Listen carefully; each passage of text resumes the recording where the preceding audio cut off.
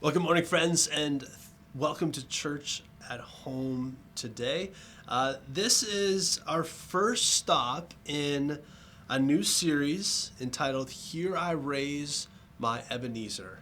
As you probably know, if you haven't heard already, Pastor Scott is taking a 2-month sabbatical. He'll be back towards the beginning of July. We're really excited for him. We're really excited for that journey. We're praying that it will be a season of refreshing, that a rejuvenation for his soul, that it'll be a season of rest. And we just encourage you to keep him in prayer as well as we kind of go through these next couple months. We were debating a little bit back when he was first talking about going on a sabbatical as to how we would actually approach it. You know, there's a few different ways that we could have gone on Sunday mornings during this time. You know, we could... the staff could sort of divvy up a sermon series. The staff could sort of take a couple each, or we could bring in a guest speaker for a longer series or multiple guest speakers. And we were kind of just like wrestling with some of those ideas, and we didn't love any of them. And for whatever reason, we just were like, okay, there's got to be something different. There's got to be something better. So we decided to go a different route, and I think it's going to be really special. Over the next 8 weeks, we're going to hear stories from people that call Grace home, like my friend Anna here.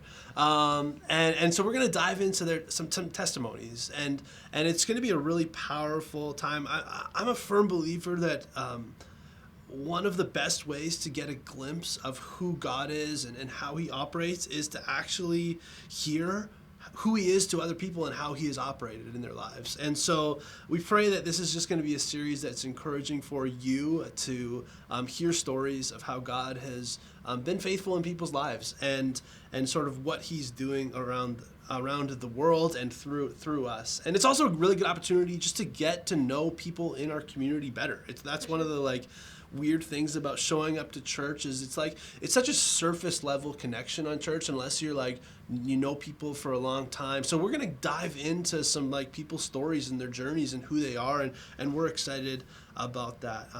One thing I often find when we talk about testimonies is that we usually associate them with the extreme versions of testimonies. You know, I think back to one of our first Sunday brunches where we heard this crazy story from Rebecca Chapman, who's moved out to Alberta now, but she fell off a waterfall. Right. And was miraculously saved by the guy that would become her husband, and just kind of this crazy story of where she had hip surgery and everything else, but she should have died. It was crazy.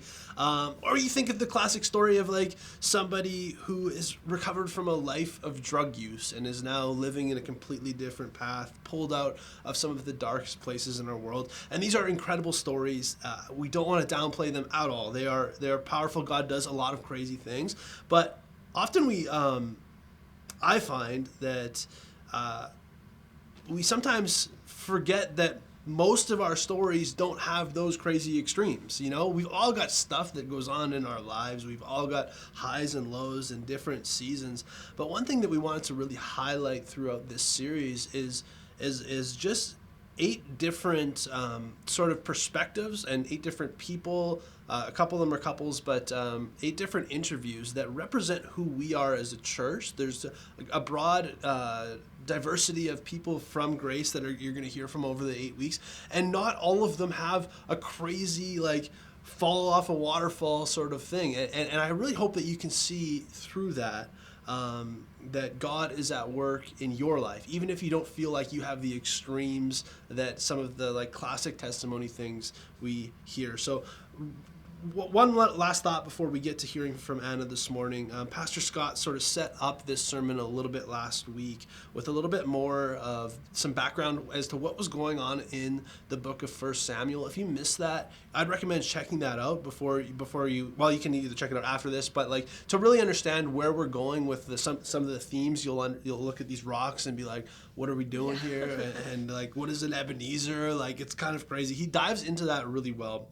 But this theme verse for our series is found in 1 Samuel chapter 10, chapter 7, starting at verse 10, and it says, while Samuel was sacrificing the burnt offering, the Philistines drew near to engage Israel in battle. But the day the Lord thundered a loud thunder against the Philistines and threw them into such a panic that they were routed before the Israelites. The men of Israel pushed out Mizpah and pursued the Philistines, slaughtering them along the way to a point below Bethkar. And then we get to the actual theme verse. Then Samuel took a stone, like one of these, maybe a little bit different, and set it up between Mizpah and Shen. And he named it Ebenezer, saying, thus far the Lord has helped us. So the idea of Ebenezer, Pastor Scott explains it really well in that message last week if you want to check it out. But it's really a visual element that they could have looked back and seen how God has taken them to where they are. Thus far, the Lord has helped us. This is what God has done. It's a physical reminder to remind ourselves what God has done in our lives. So that's what we're going to be doing over the next 8 weeks, is we're going to be building an Ebenezer as a church and using it to remind ourselves of what God has done in our community. And we hope that through that you can sort of see some moments in your life where God has really been at work, and some pillar moments, some Ebenezers that you can put a rock down and say, God has helped us there. And so without further ado, I would like to introduce you again to my friend Anna. Hi, Anna. Thank you. Welcome. Thanks. Yes, sorry that you had to just listen to me talk for 5 minutes. You did great. You weren't it's all good. But Anna, many of us will know you. Some of us... Many of us won't. Won't. Yeah. Some of us won't know you from a hole in the wall. That's okay. Right? That's okay. That's okay. So before we get into like some of the moments where God has, intersected in your life and where faith and God have sort of had that accumulation points, tell us a little bit about yourself. Tell us your life story. You can go on a tangent. You can go on let us know who you are and sort of how you have gotten to be where you are today. For sure. So when you first asked me that question of who am I in my life story, I was like, great, let's start with like the easiest question you could have asked. Yeah. And I was like, actually, no, Cody, that's so broad. What am I supposed to say in this time? And so before I start, I kind of want to give like a little preface of what we'll be talking about, some of the themes we're going to talk about. Family. My family involves a divorce, and so we'll be talking about divorce, some of those pieces and how it impacted my life. And then just when I was thinking about who I am and where I've gotten to, I couldn't help but title it My Own Eras Tour. Nice. In gratitude to Taylor Swift Let's for go. leading the charge. We're going to go through my own Eras Tour here a little bit. Do you consider yourself a Swiftie? Probably a bandwagoner Swiftie. Okay. I'm not ashamed to admit that. Yeah, fair enough. Yeah. Like you listened to the new album that came out No. first day? No. Okay, well, you're not a Swiftie then. No. I'm not either, but like... I can appreciate, she's putting out more music than everybody else. So, she's working hard. Yeah, she's working hard. So, but we're going to go on a little bit of my own Eras tour. And yeah, so this is like a little bit of, it's not a tension point for me, but since I am talking about my own family, this is going to be, they're part of my story, but this isn't about them. I have no ill will towards them, as I think we'll see and hear through this. And I have a lot of gratitude for also them saying go and share, because this is part of your story, and so sweet. I'm grateful for that. So my first era is, we're calling this the limitless era. This is age kind of 0 to 14. This is my foundational base of just life in my family. People were around, whether they were related by blood or not. So to me, a really big family growing up. We always had people kind of coming through our door, a revolving group of family and friends, lots of road trips, lots of times at different people's cabins. Just my family was big, lots of love, and my parents, amazing. Grew up in Winnipeg all my life with 2 sisters, my parents, and because of just the way that we were raised, everything just felt very limitless. There was never this time where it was you can't do this because of this, or there's these things that we could do, but we're just not sure. It just felt like options were endless. There was never, since there's only girls, it was never you can do anything a boy can do. We just could. My parents just very firm believers in us, still are. And just a lot of love. We also were very much church goers. My grandparents were involved in church quite a bit. We were that's where we were Sunday morning, volunteering, was a big part of different capacities in my family, and so we just were, church life was prominent. I also went to a Mennonite school, so the worlds melded, but in my experience, like, I had this large mix of, like, church life mixed with life with other people who weren't necessarily Christian, but just embodied all those same values. So it wasn't like a separate two different worlds. It was just my world was meshed all together. So a really, like, just a lot of love, a lot of great times in life growing up. And so that's kind of age 0 to 14. And then after 14, that's where we'll call this, I guess, like, my dark age, my limited age, like almost kind of empty, because when I was 14, that's when my parents let us know we are splitting up. And for me, that essentially just kind of destroyed this world that I had, because there was, life kind of turned it into this picking of sides for different people, regardless if you were blood family or that family by choice. There was different sides, different things that were said to us. Adults felt that it was okay to have kind of these adult conversations with me and my sisters as kids. I was the oldest, so I got a lot of that. I can't speak to them for all of the things that they were spoken to, but it was just this awkward, heavy, inappropriate kind of like melding of child to adult situation, because people would always ask, like, what happened, like, what was the reason for it? And I'm 14, and they didn't do anything horrible to each other. It just was something that this was the way life was going now. And so I felt going from this limitless place to this limited place, because now I felt like there wasn't enough. There wasn't enough time. There wasn't enough love. There wasn't enough money. There wasn't enough friendship. There wasn't enough support. It just felt like I have to fight to take what's mine. And this is where, and not by anyone's fault, it was just, this is how I was internalizing things and how things were working through, and it was just painful, especially within church. This was, a lot of those inappropriate conversations came from people in church. It was a lot of people were telling me that, like, my parents were going to go to hell, that we were these damaged kids now, and that, like, we had no faith, or, like, if there was care for my family, my parents wouldn't be doing this. Like, a lot of things that it was like, I don't know God like that. This is, and if this is who he's represented, I don't want that.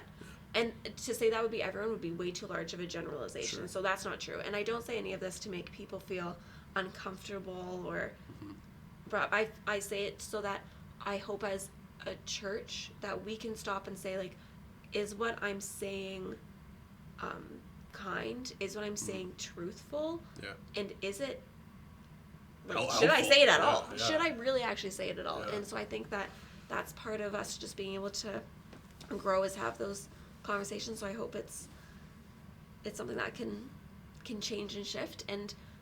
But like I said, it would be too large of a generalization if that was everybody. So one person that, like, kind of sticks out to me. It kind of sucks that, like, a couple bad apples, and I'm not saying it was only a couple, but like, the church is, like, often tainted by the select outspoken few, right? Like, but I completely respect and understand what you're saying. Like, it's frustrating. Exactly, and it's like, it's one of those things where it's, you know what, we can also learn what we don't want to be like as a church. Sure. And we can take those examples and be like, of course, not the move.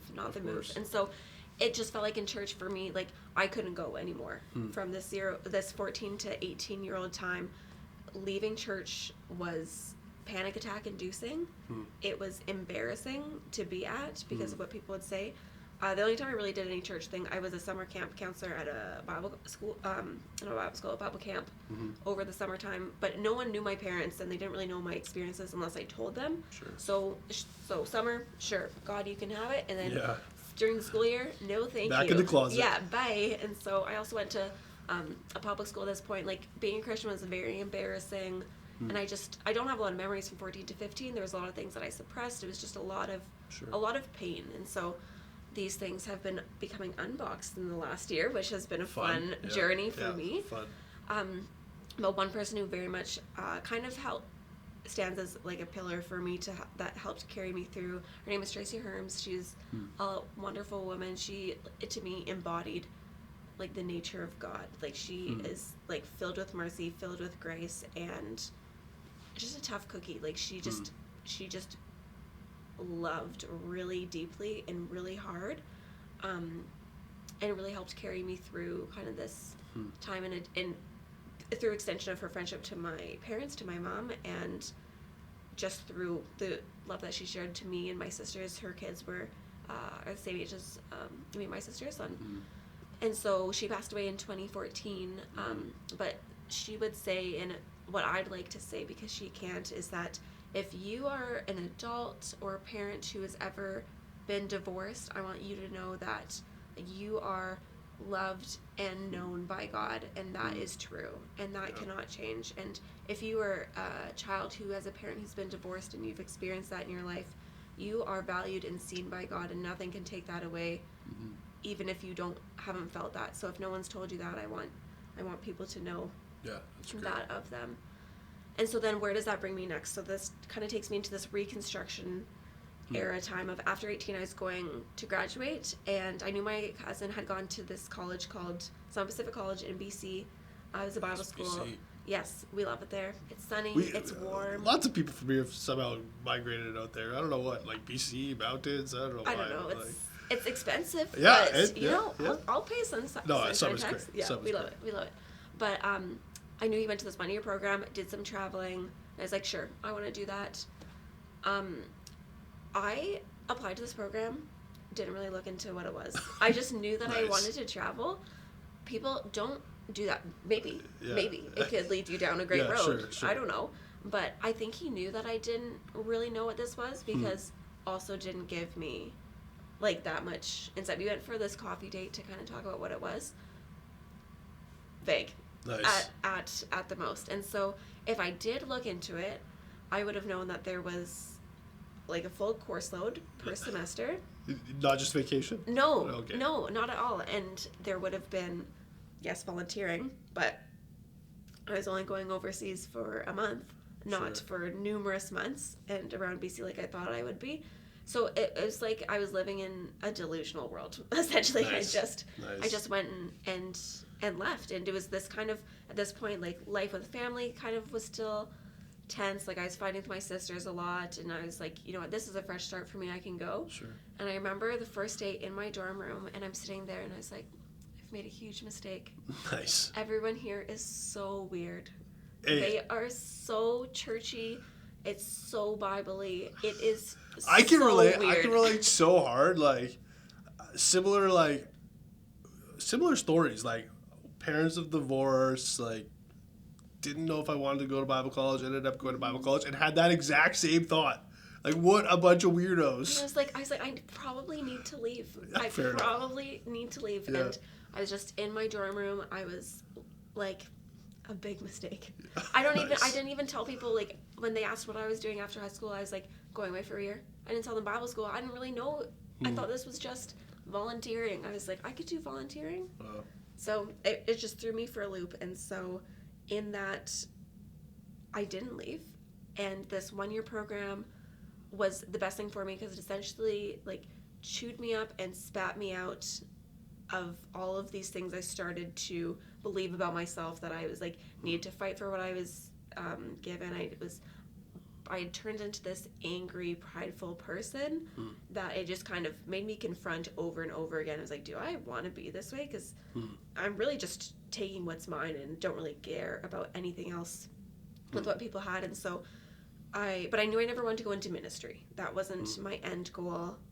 I actually decided to stay at Summit. I got my undergrad there, and after my second year, because I knew this was going to be a stepping stone to go into something else later, I knew I wanted to do something in a different field, and no shade to anyone in church. It was just, I wanted to take what I was doing and not just be in church on Sunday morning, like what am I actually believing in all other days of the week. And so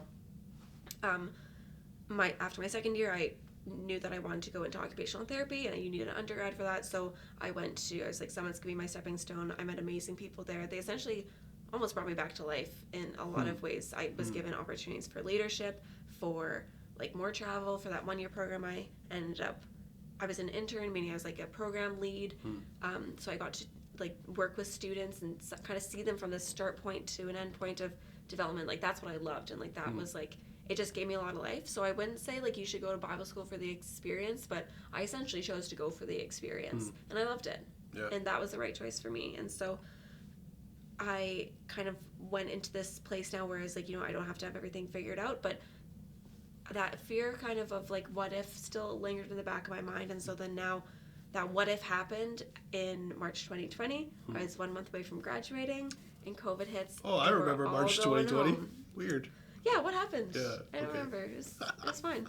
And so now this place that I really valued and was almost like my reconstruction area felt taken away, but now everyone, like all the people that I love, are all getting scattered back across the country. So it felt more secure, even in the midst of a lot of uncertainty. And so then this brings me into kind of my last era, the era I'm in right now. It feels like it's coming to a close, and I'll explain that later. But this is, like, with no irony, I'm calling it my renovation era.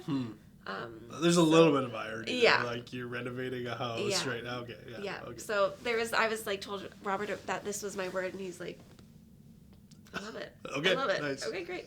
So this for me has been the most, it's just been stretching. It's been a really stretching time. When I left Summit, everything was uncertain. Everything was uncertain. Going home, which house was I going to live at? Could I see my family because they're in two different spots? Because everything was getting restricted. Robert and I had been dating for 3 years up to this point, but that relationship was very uncertain. We almost broke up like numerous times. Like it was just like crazy. Well, we didn't break up, obviously. We're married. Yes. But our wedding changed about 50 times before we actually got married. You were in our wedding party. You remember I remember the fun nature of that. Our word was pivot. It was just a lot it was a lot. And everywhere I went with church, because all you could be on was social media, it was just, the focus was deconstruction. And it wasn't uncomfortable in the sense that I was like, everyone's wrong. It was like, I'm also feeling some of these things, because I'm not necessarily in my Bible school bubble. I'm just in the world where people have like life things going through. And sometimes just saying like, Jesus will be with you, like it wasn't enough. I felt like Jesus was just this cheerleader that ignored all these other things when people would say that to me. And I was like, but I'm feeling a lot of stuff right now, and the Jesus I know like sits with me in the dirt and is like, yeah, this is a lot. And so I was like, I need to maybe work around some of these things that we're going through. And so through these last 4 years, I've been doing a lot of, my renovation has involved a lot of unlearning and relearning and just general learning about like, what do I actually believe? Because I was confronted a lot with this, like, do I believe it because I actually think these things, or is it because I know the answers and it's easy and safe to say them, so I can just get by and do those. That's good. Yeah. That's like, man, that's so relatable. I think many people our age, close to our age, have gone through that or are going through that. It's super like everybody. It's almost like a stereotypical Christian journey. You know, you kind of get through youth and then you get to this young adult age, and then it's like at some point deconstruction sinks in. But it's like, it's so important, because I think if you don't have those moments, it's like, and you just keep in life. For sure, yeah. And you're right. It doesn't happen just in in that 20-something age, but like, it's almost more dangerous to just keep on thinking the same way you've always thought, because that's the way you always think, right? Like, so I love that was that's been part of your story. Well, like, you were part of my story in that deconstruction, in the sense of one day I remember we were doing Zoom Youth. It sucked. Like Zoom was not meant for youth. I loved it. Yeah, it was so much fun. Oh, sorry. I actually loved it too. Okay. It was great. Yeah. But we were doing, I was in my apartment. Robert was upstairs at our apartment doing Zoom Youth in our office. A small group or whatever. Like, you split off, I think. Yeah. And I had no students that day. Okay. It was just me, you, and Austin. Yeah, welcome to Zoom Youth. Yeah, it was really fun. And I just kind of got frustrated to this point. I don't know if you remember this, but I was like, here are all my questions. And I'm actually angry that I have all these questions because I just thought I learned all these things and had the tools to figure these out. But this is all my stuff, and we just talked about it. Like, it wasn't like, for me, it wasn't Anna, here's all the answers, here's ABC to figure it out. It was just like, yeah, like, let's just talk about those things. And that to me was like just this like pivotal point, because it almost, for me, was this ability to give myself a little bit of mercy of, like, the point of this deconstruction, the point of this renovation is to strip it down to your foundation and say, here's what I'm building my life on, and does my foundation have cracks in it? Do things need to be redone? And what is my vision for how to do this? It wasn't to like say like, I'm going to shift everything so that society and life and everyone's like, you're here to please us, here's to like, you're not staying true to the scriptures. I think we just actually, like, I just don't think Jesus runs from hard conversations. I think for me, like, being able to deconstruct some things was to ask myself, like, change that, like, what would Jesus do slogan to actually what would he do? Like, it wasn't just like a cute little thing that we all wore in like 2012 on bracelets. It was like actually, who is that character? And because I love the character of Jesus, I just sometimes I'm like, I don't see how we're representing that. So it kind of just made me stop and think. And now I'm in this point where I'm in school for, I hope, the last time. Let's go. Graduating in October, and I don't know what's after this. And hopefully a job. I hope there's a job. I hope a paycheck. Yeah, something. That'd be great. Yeah.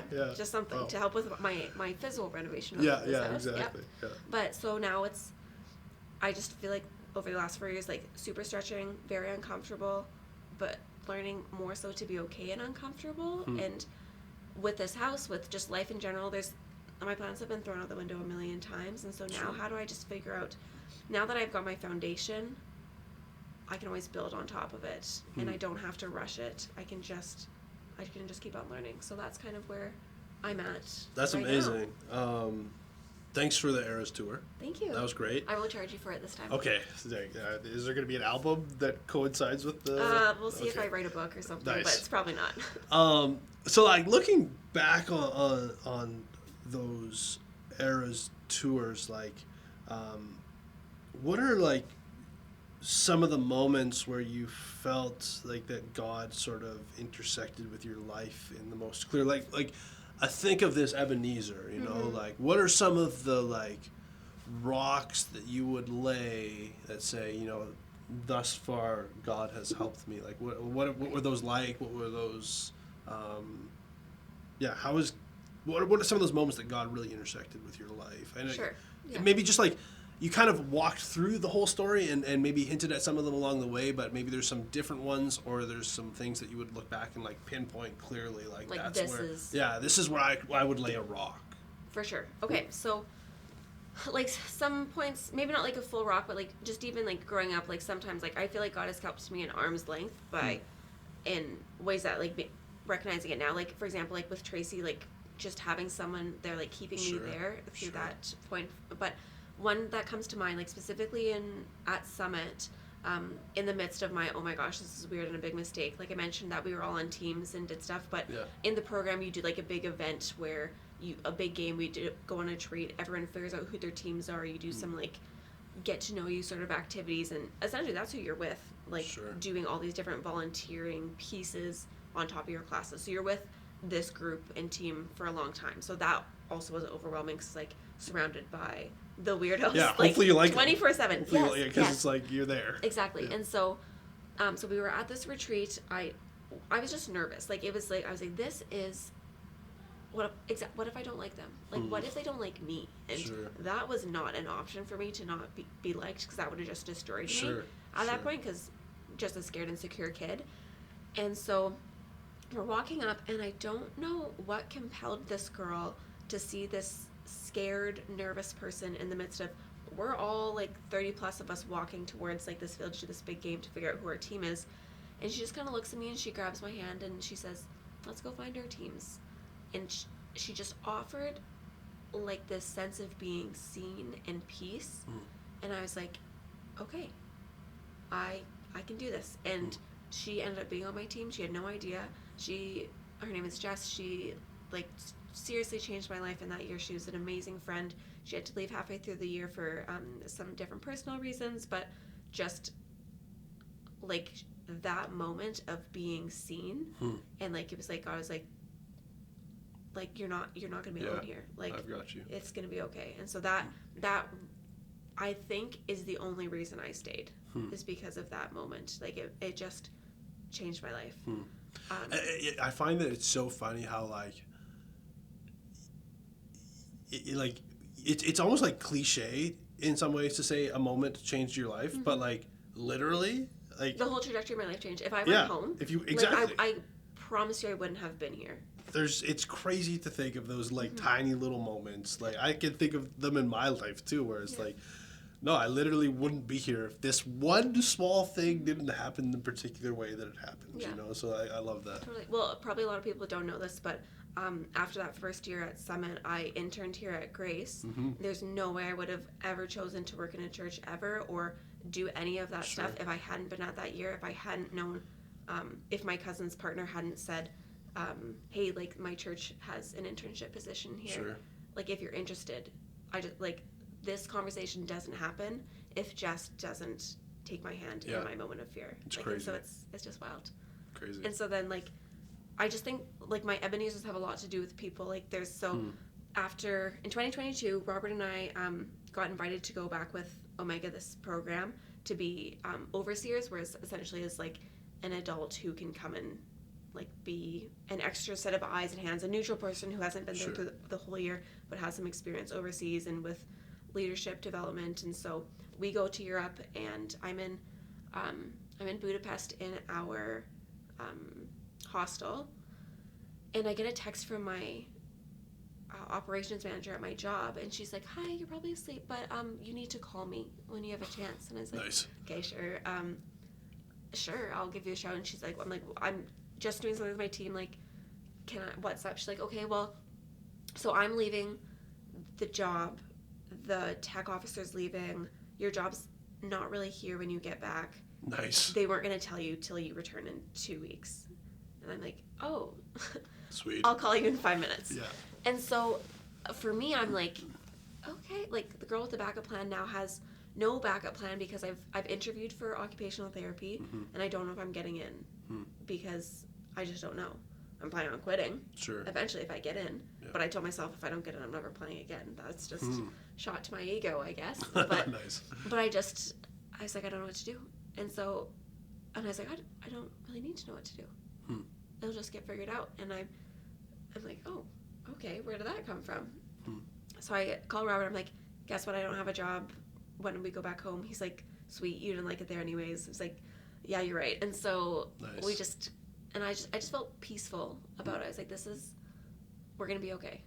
Yeah. And 2 weeks later, the day that we're flying home from BC, I get the email in my inbox saying, congratulations, we'd love to extend a spot for you in this program. Nice. And it just was like, it's a competitive school placement. It was a lot that I was like, there's no way unless I was like, God, you got to do it. Nice. And it was. I love Rob's like sweet. Like you didn't like that job anyways. That's He's the most Corrado thing I've ever know, heard. Like whatever, we're him. on to the next thing, right? Like, he's so steady. He's so steady, crazy. and so I'm just grateful for that. And then I guess my most recent Ebenezer, like after I lost my job / didn't go back to it,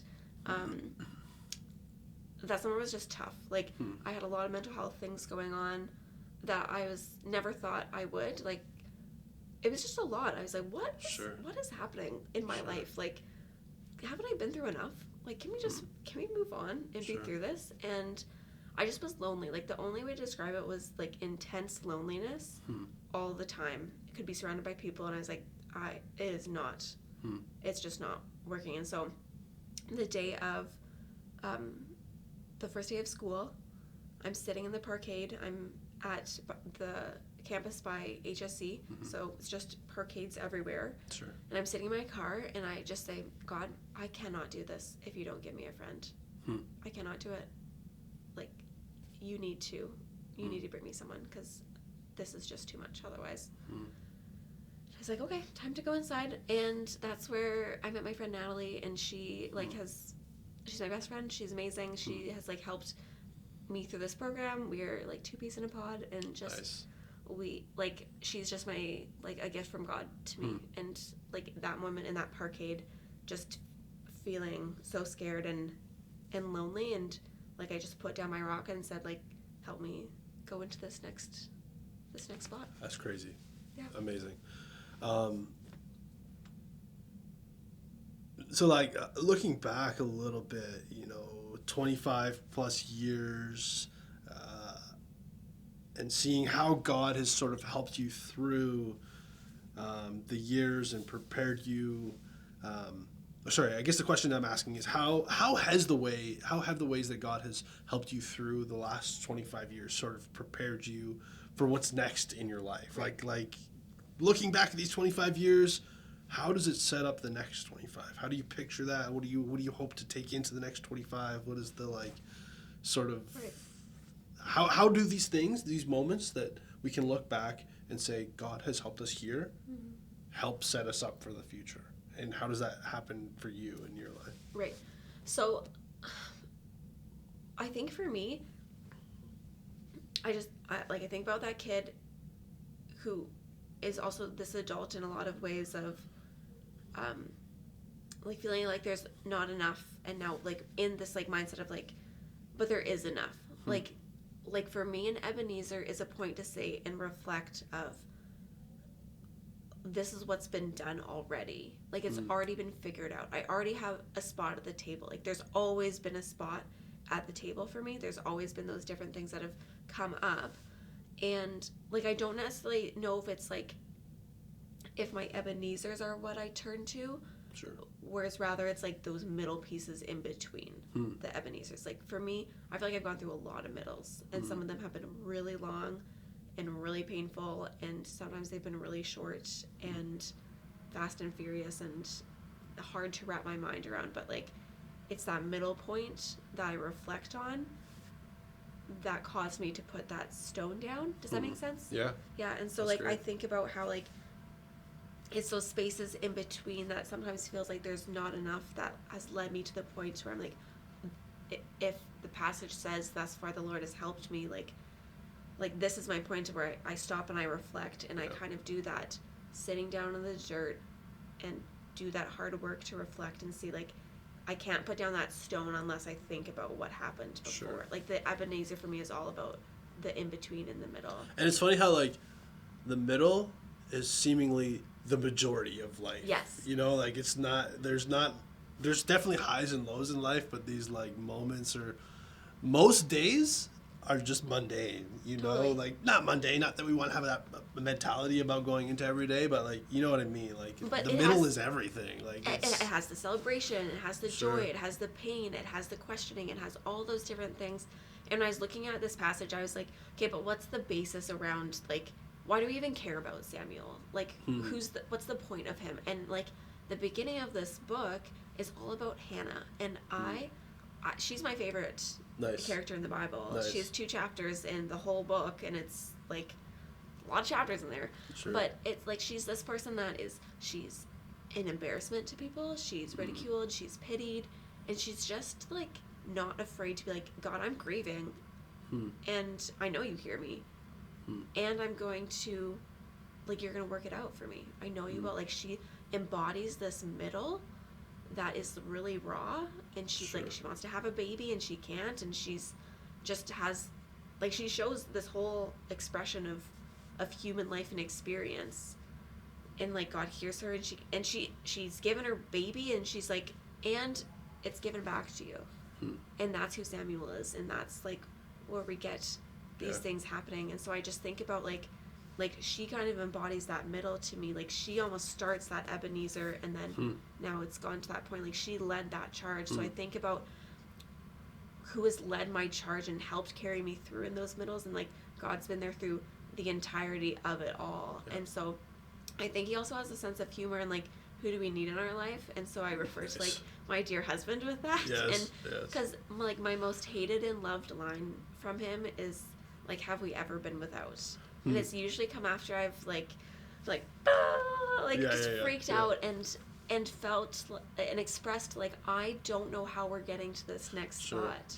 Like where I am unclear, and the only way that we take a step forwards is when he says like, hey, well, we have to look back and see like what's happened. And so like Robert and I like, well, like he literally makes me like name the times, like when have we been without, and then I'll name, I'll be like, well, what about this time? He's like, and what happened? And like we just like spend those times thinking about it. And I think that's what like shut up, dude. Yeah, I'm like, thank you so much for that.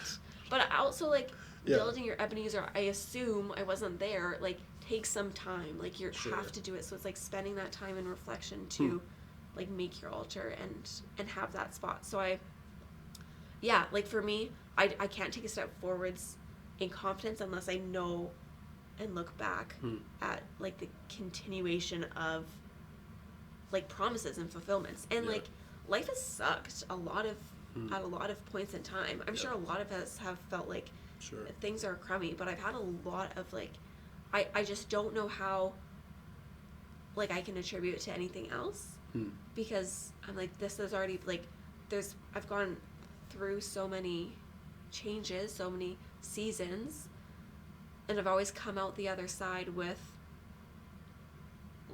mercy from like, even if it wasn't from everyone, like there's always moments of like significant mercy, significant love, and provision. And so it's not like I just think that God just sits down with us and it's like, let's go through it. Well, I think there's a lot of relatable pieces in the story for many people. I know I can relate to certainly some aspects of your story. Finish us off this morning by just giving one piece of advice. Like if you could leave one thing for everyone here today, a lesson from your life, a lesson from your journey, Ebenezer moment, whatever that looks like, what would it be? What would here's your 60-second sermon? How would you encourage everyone that's watching this today, based on some of the things that you've experienced in your life? Right. I would just say that like from what I've learned is like there is enough. Like there's enough for you, there's enough for me, there's enough for all of us around us, and you having an Ebenezer is that point that can drive you forwards and show you that like there is enough, even if you feel like you have nothing left to give or nothing to offer.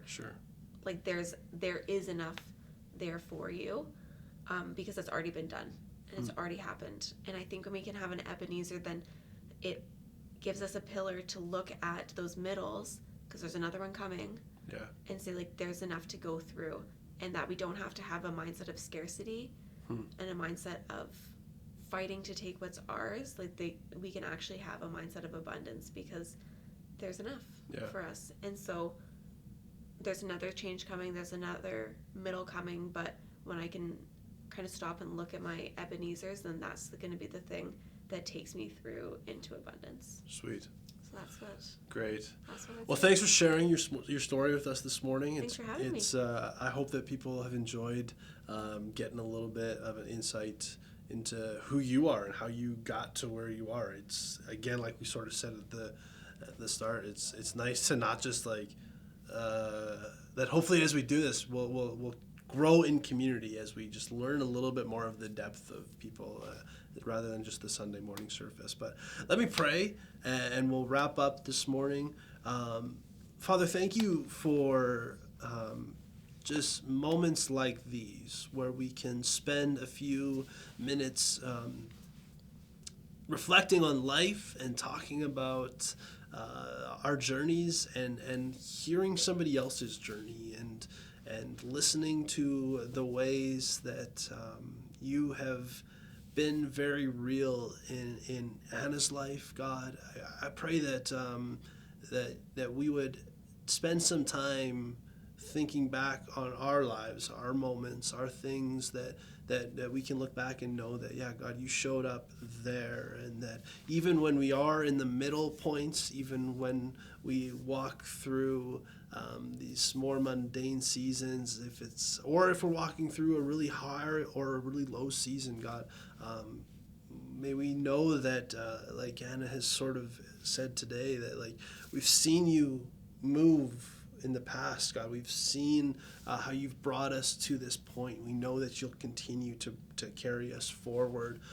So thank you for just these moments. Thank you for Anna and for Rob and for what they mean in this community, what they mean to us as friends, God. We pray that you will you'll bless them abundantly for the next 25 years, God, for the rest of their lives. Hopefully more than 25 years, but we're just thankful for them, for the place that they have in this community, for the impact that they have on many lives here. We just pray that you'll bless them. And so thanks for allowing us to do this today. We're excited for more stories over the next few weeks, and we love you, Jesus, and we just really invite you to work through these testimonies over the next few weeks. In your name we pray. Amen. So thanks, Anna. Thanks for joining us today. We're excited for lots of these stories to continue to happen over the next little while. If you have any other questions about Grace or things that you'd like to know, head to the website, gracewinnipeg.ca. There's events on there that we've got some things coming up over the next little while. Man, there's a golf tournament in June. Let's go. There's a few other things coming up over the next few weeks, and so we're excited for those. But if you have any questions or would like to reach out or connect, just head there, shoot us an email. We'd love to touch base with you. Thanks for joining us this morning. Have a great day whenever you're watching this. And what do we say? Peace to you or something like that? Yeah, peace to you. Peace to you.